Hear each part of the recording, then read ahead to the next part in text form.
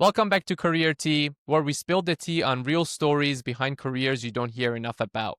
I'm your host, Saurabh Memar, and today we're sitting down with Sam Shapiro.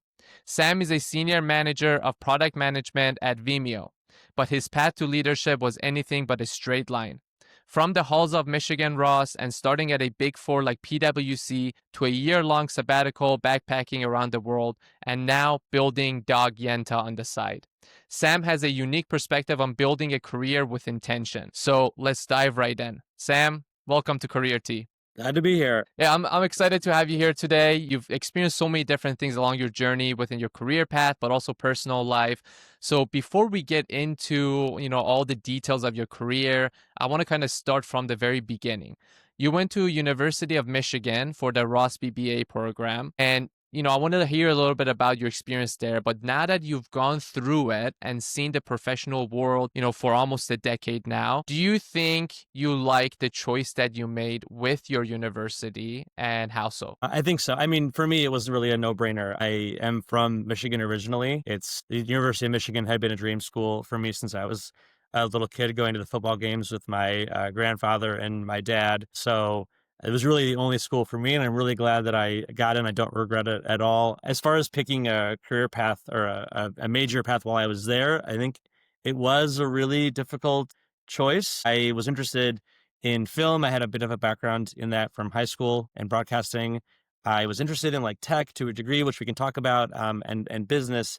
And I sort of had to pick, and I started to pick a path among these three. Was there a way that I could satisfy some of these ambitions that I had within each of these three fields? And ultimately, I chose the business school as the best path to kind of get me along in those directions. And I'm glad I did. It really did. It gave me a really good foundation for working in a corporate environment or working in a professional environment that I'm grateful that I had that experience of. Yeah, absolutely. And, that's, I feel like, such a common theme between students that are about to go to college and pick a major. A lot of times you're just stuck between like multiple and you don't know which one to pick. And one of them might be a passion of yours.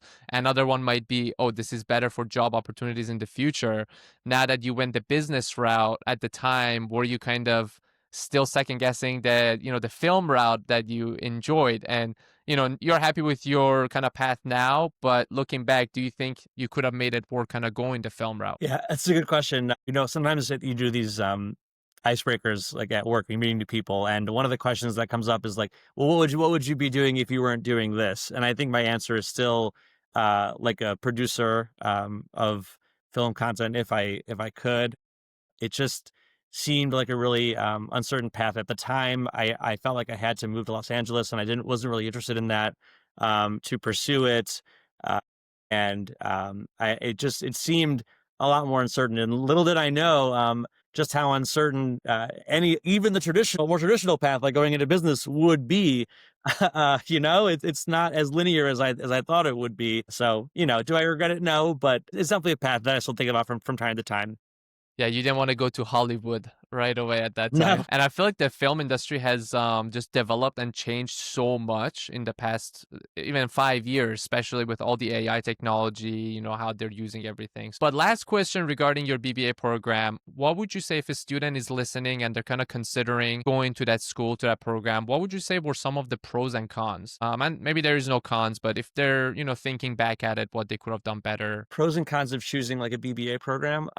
At Michigan Ross, yes. Versus other paths at Michigan, I think maybe could be the question. It's very, I think the pros are that I feel like I had a really leg up when it came to moving into a career. A lot of the work that we were doing there was centered around group projects and presentations and analysis. And that's like really what working in a professional environment is a lot of the time. So there was examples that I can remember, like thinking back to when I was in PwC and thinking back to my time at the business school of like group projects that I was on, where there was some dynamic that came up and we had to address a problem within the dynamic that I then saw reflected in my career at PwC. So there was a lot of examples of that. I also took the one most useful class I ever took at Ross was an Excel class, and that like has just given me so much of a leg up in terms of my career versus where I would have been otherwise. Cons, though, I mean, those programs do tend to be somewhat insular. So A lot of the people that you will interact with and a lot of the opportunities that you will get are mostly going to be around investment banking and consulting when it comes out of that. And it can be a bit blinding in terms of your recruitment strategy when you start to look for jobs outside of school in terms of what is out there and what's available to you. At least I felt like that personally. I didn't really feel like I had a choice outside of banking or consulting. I had friends who ended up getting jobs other places, and it's because they were forced to look elsewhere. They weren't having recruiters that were coming to this target school and trying to get people to join them. So Yeah. it's a pro in the sense of you have these targeted companies that are coming out to you to try to find you and recruit you, but it's a con that it's very limiting in terms of helping you explore the full problem space of what could be your career. Yeah, absolutely. And I'm sure, when you're in school too, you take those Excel classes, as you mentioned, you don't realize how much Excel is used. I took Excel as well back in school, and like, you take it and Excel's good to know. But when I started working, I was like, wow, you actually use Excel literally every day with everything. And you realize how important like those little classes are. No matter what your job is, like at all being a product, like you get exposure to a lot of different functions within the business. And just like, if you know how to use spreadsheets, you are better at your job, no matter what your job is. Yeah, absolutely. Did you guys have internship programs at your college when you were going through it? How does your school kind of influence or help students in getting those internships? Because that's a lot of schools either require them, some schools don't, but that's like such an important thing to kind of land a full-time job after. So for sophomore year, there was not, but I found my own internship. I was in a student group that was doing consulting for Israeli high-tech startups, and I joined in that student group. And then I actually spent my sophomore year summer living in Tel Aviv and working at a startup in Herzliya. Nice. Junior year, yes, there is on-campus recruiting for internships, and Ross does a good job like formalizing that process, making it pretty fair and abstract and very concrete in terms of what uh, what is required of the students, what to expect from the recruiters, and vice versa. I did on-campus recruiting to a degree for the internships. They were competitive. I ended up getting a referral to outside of the business school to American Express and did an internship with them Nice. in Phoenix. Yeah. Nice. So now, after you go through your internships in school, after school, you start your first career, your first position at PwC as an associate. How did you land that? Was that through any, connections, some of those targeting, recruiting of companies that will come to your school, or was it something that you kind of did your own outreach? And during those first 2 years at PwC, how was that transition for you going from a student to a big four? Did you have a clear direction of where you wanted to go at PwC, or were you kind of just following a momentum of just, graduating, starting work, and figuring it out? First off, I got the role through on-campus recruiting. It was a really intensive interview process, as I'm sure kids listening can relate to. I remember being so scared. Like at one point, they had all of the people interviewing. They flew all the people interviewing out for these full-time roles to Dallas to do the interviews, and we were all sitting in a like big office space together, and they handed us all printed out PwC slides on a piece of paper and some like basically pens and pencils. And they were like, okay, like here's a case study. You have a half hour to like come up with a presentation and deliver it to a partner who's going to be assessing your recommendations. Go. It was like scribbling charts and like throwing all the terms that I could figure out. So difficult, but It's like a competition. yeah, well, yeah, and we're all in the room together, right? It's very scary. But I did manage to get through that, and I joined the firm, and it was super interesting experience. These big four, and I think in MBB as well, they tend to just like they know that you don't know anything, but you're just have a really high slope, like in terms of your potential.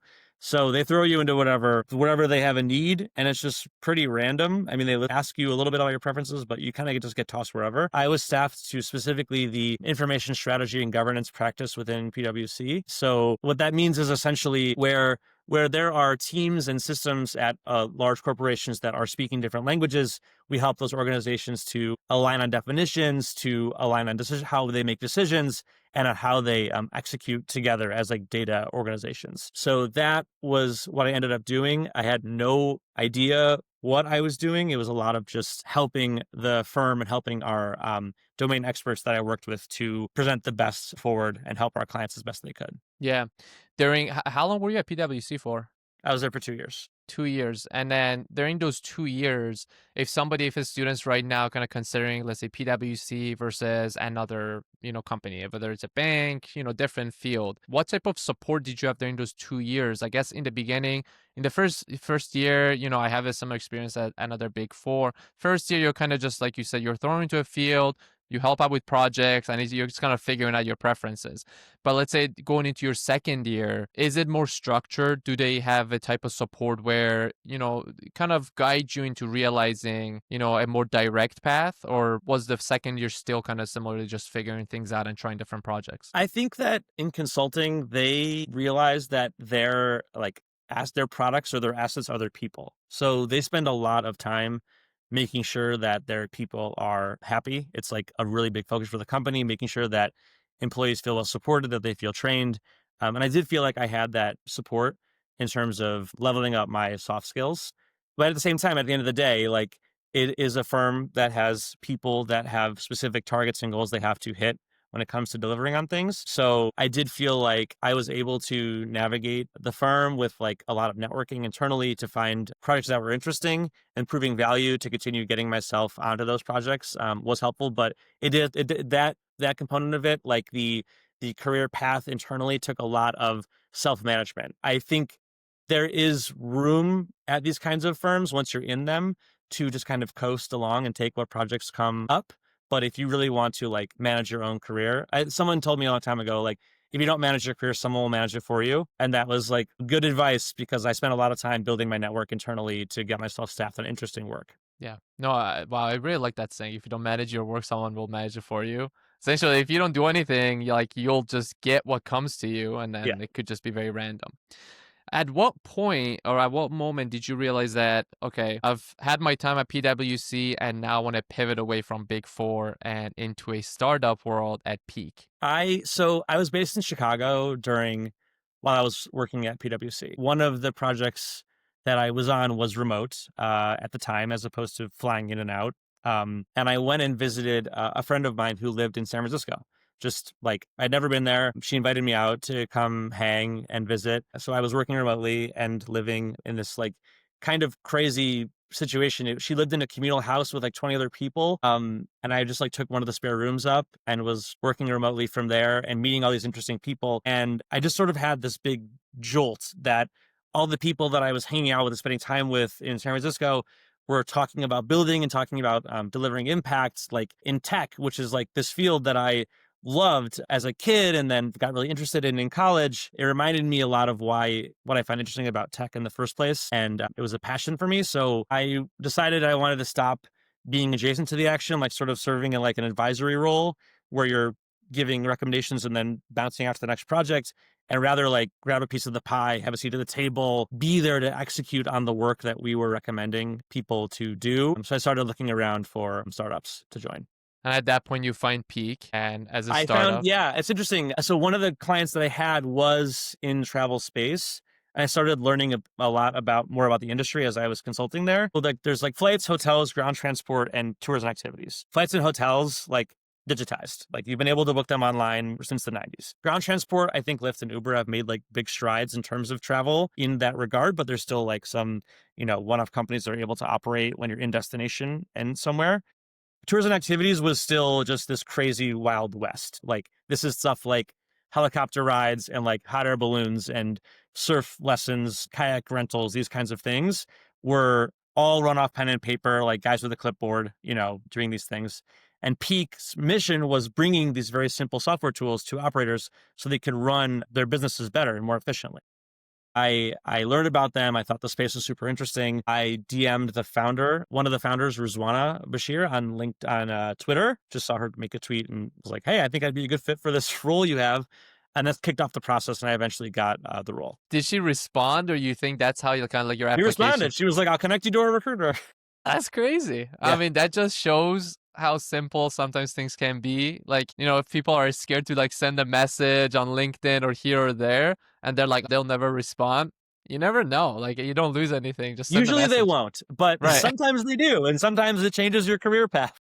Yeah, wow, it worked out. So maybe that's a good lesson right there for people. I'm sure if somebody listens, like they're gonna go and start sending messages now left and right. They should do it respectfully, but yeah, Yeah. yeah. So you transitioned into product management at Peak, and from essentially being kind of in partnerships and operation roles, as you mentioned. If somebody's looking to like make that switch today, right? That's, as you said, it's kind of in two different sides of projects. What was the biggest challenge for you to go into it? And, what would you recommend for somebody making that jump if they think that they don't know what a PM does? They're like, I don't know, what a product manager would do. I don't know if I would have the right skills.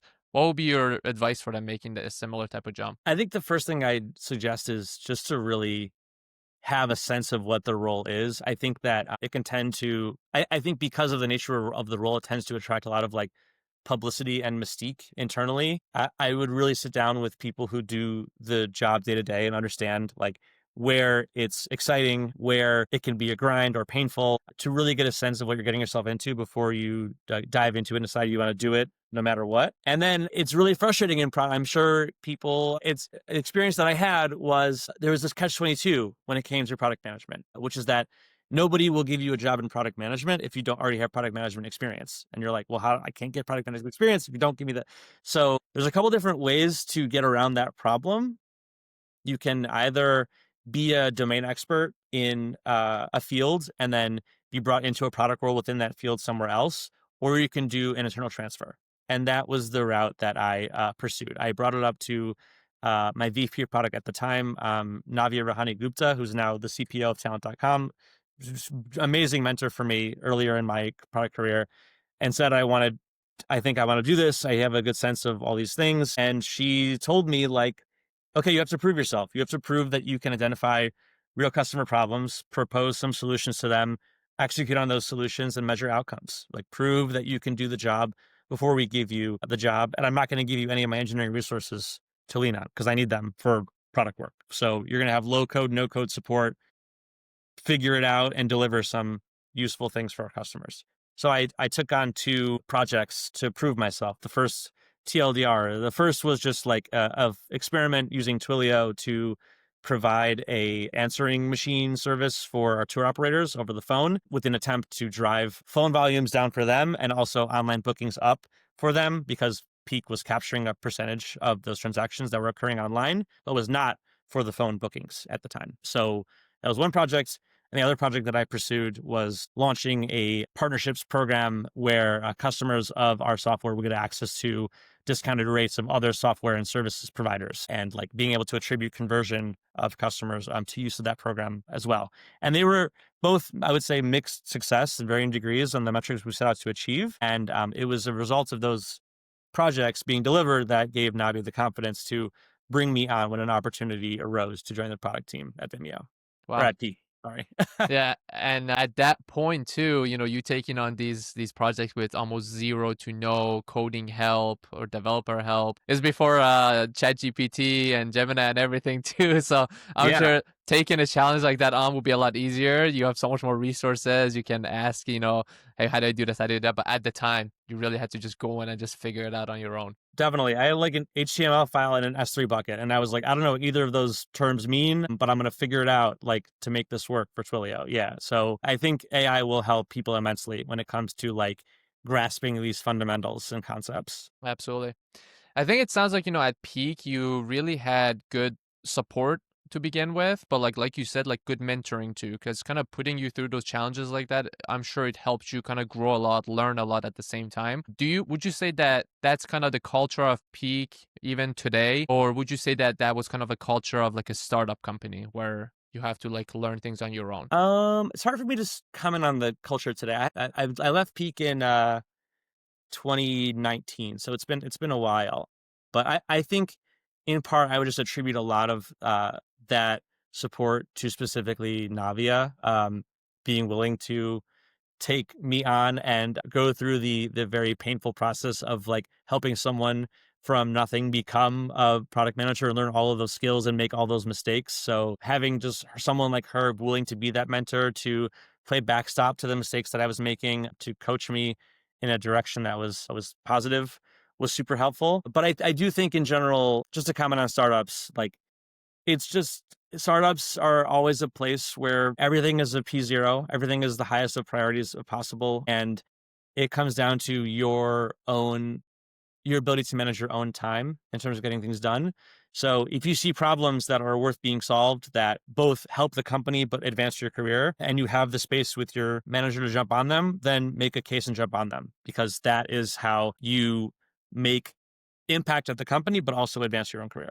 Yeah, absolutely. So in 2019, where you said was when you kind of last were at peak, you were a senior manager, PM at a growing company. And at the time, then you decided to walk away to backpack through New Zealand and Nepal for a whole year. So a lot of people listening right now, and they might fear kind of taking a gap between work, kind of taking some time on their own to do a similar type of, activity or experience. They might be fearing that. So I want to hear, what was your thought process? How did you decide to do that? How did you come about it? And essentially not knowing what's going to come off next after you take such a big gap in your career. Yeah. So it definitely was scary even while I was doing it. I remember sitting on the plane and being like, "What? No." Like, turn the plane around. Yeah, I'm gonna get off. So I mean, look, peak was I was there for 3.5 years, and it was as a startup, it was a really intense time with constant change. Like the headcount of the company, like X, maybe 5X while I was there. We acquired one of our competitors. We raised a fundraising round. We opened a bunch of new offices. We launched a whole new. We were a one product company or a two product company at the time. We launched a third that I was a part of. So it was just a real roller coaster of a time. And travel, I think for me was always a long-term goal. I took 2 months after I graduated from college to do a little backpacking as well. And I was like a good taste, but I knew that I wanted to just do more of that. And I also wanted to understand, like, I felt like I was at an inflection point in my life, a quarter life crisis, if you will. And I wanted to get a sense of like who I was, what I wanted next out of this next chapter for myself. And I thought the best way to do that would be to be alone for a while, meet new interesting people that were outside of this tech bubble that I had loved to join in SF, but was beginning to get a little confining. And so I went out and did this trip, as a result of that. It was a good way to get more clarity on who I wanted to be and what I wanted to do. Also, to be clear, it was 6 months of traveling, and it was in New Zealand, Nepal, Sri Lanka, India, Malaysia, and Indonesia. And then the last 6 months, I came back in February 2020.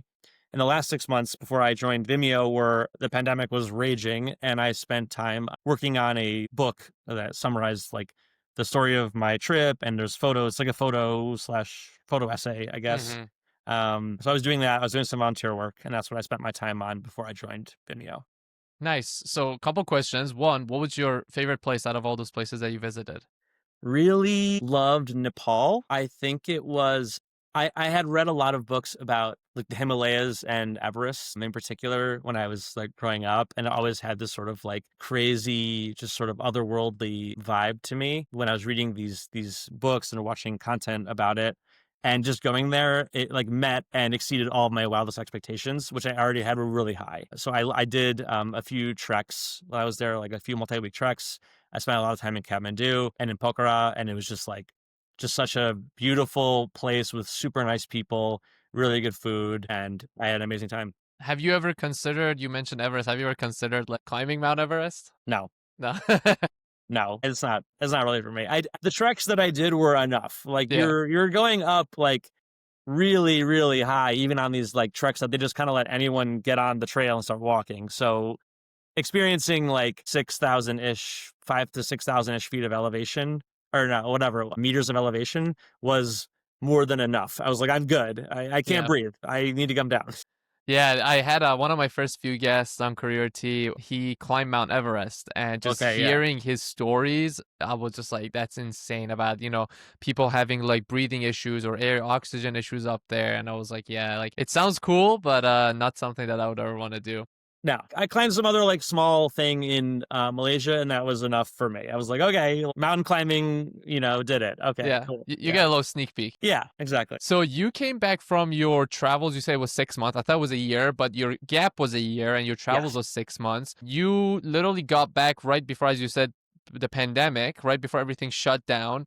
Did you come back before pandemic had like the virus had kind of started and you locked out and you missed it, or it had kind of started and you were like, okay, I need to go back? It was kind of it was kind of serendipitous. I mean, as much as a pandemic can be serendipitous.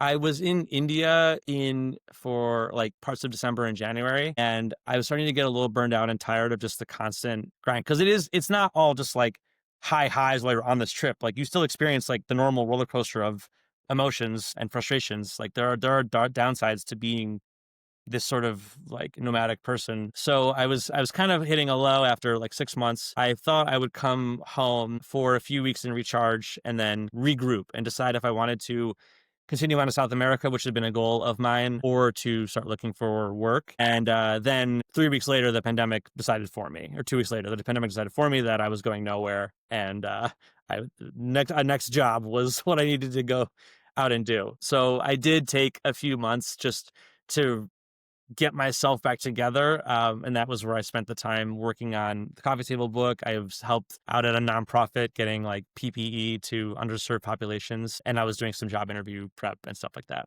Nice, nice. I'm glad at least like you missed, like I said, you missed COVID. Otherwise, you would have gotten stuck outside somewhere for like God knows Yeah, how it long. was a close call.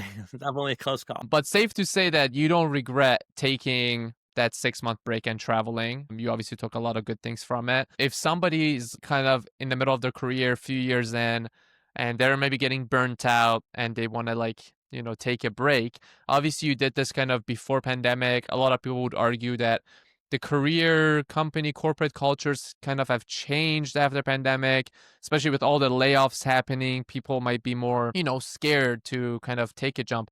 If you were about to make that decision now, post pandemic versus pre pandemic, would you still feel comfortable taking a 6 month sabbatical break to go backpacking and learn about all cultures, companies, or would you be fearful of getting back into the job market? It's hard to say. I probably would not. I'd probably make the same decision that I made, because it really was. I had convinced myself that there were jobs out there. I had good experience. And even if it took whatever, 50 companies or 100 companies that I would apply for or more, that I would get a job. I had convinced myself of that. I definitely, that conviction was definitely tested a bunch of times while I was on the job recruiting circuit, but eventually it worked out. I figured I have from now until I die to work, but I only have this, whatever I was at the time, like 27, 28-year-old body now. So now's the time. Yeah. I think the lesson that I take away from here is that you shouldn't just jump into taking a 6 month break. You got to make sure, your career's kind of lined up. You've gotten the experience, so you have a good foot in the career industry that you're in. So when you come back, you have things to show, so you don't just jump into taking a break without having any work experience to show when you come back. Make sure it's well timed is a really good insight. Yeah, absolutely. Like feel confident about the grounding that you've established. So now moving on to your current role and current company, you've been at Vimeo for several years now and leading integrations and DevX. I want to learn a little bit more about, Vimeo as a whole, the culture, and then what your day-to-day is like there, especially from when you started and how it's developed to now. Yeah, it's so Vimeo is like a 20-year-old company. The reason why I joined is I joined in this really interesting inflection point in the business. It had been this sort of creator first video platform, like a hipster YouTube company for a long time. And really during the pandemic started to come into its own as a B2B video management software company that helps organizations to create, manage, and distribute video content, including live content. And that I joined right at the height of all of that, October 2020. We went public in May 2021. So it was a really exciting time to be there. I started out as just a product manager on our Vimeo Live suite of tools. We have a number of customers that use Vimeo not just for video, but also for live streaming content. Things like if you're a big company, it's like for webinars and for internal communications like town halls. We had like religious organizations using us to stream content to their congregants, entertainment like media and fitness people streaming like their classes out to people taking those classes. So I started out as a PM on the live team. I eventually took over the live team and all of our products around live. I spent about a year. Vimeo pivoted towards more of like a solution-oriented product structure where we were going after specific personas. So I owned the marketer persona for Vimeo in terms of video tools and workflows. And then earlier this year, I transitioned to the ecosystem team. So I created this team that is made up of a few PMs and myself, and we lead the developer experience and the integration. So roughly a quarter of uploaded minutes to the platform come through either our APIs or through our integrations that we offer. And really, our mandate is to build the bridges that let Vimeo plug into other tools and workflows. Understood. And do you think, from what you're explaining to me, it sounds like very much like a tech company. What would you say is like the kind of the culture at Vimeo? Would you say it's more of a traditional corporate environment, or is it more like a flexible tech company? I don't know if that's a dichotomy I would make. I think that I think that tech companies, when they reach a sufficient size, end up with a lot of the same corporate pros and cons that a non-tech company ends up with. So I think rather how I think about it is like, does Vimeo lean more startup-y or does Vimeo lean more corporate? I think it went through a transition while I was there. I think going public had a really big distorting effect in terms of how we prioritized things. So it became a lot more corporate over the 5 years that I was there. We became beholden to public facing metrics, and that changed a lot of how we operated. So I would say it leaned more corporate. We were, I think, around like 1,300, 1,400 people currently. So it's by no means a small company, $450 million in revenue annually. It's pretty corporate-y. What would you say is the biggest difference between Peak and Vimeo? I guess in the work culture day to day, but also just as a whole company culture and environment. I think a lot of why I wanted to go to a bigger company from Peak was I felt like I had a really good sense of how to execute as a product manager when I had the reins on a lot of different functions. Like I was empowered at Peak, just given my tenure there and the role that I was in, to make a lot of decisions and execute on what I felt was best.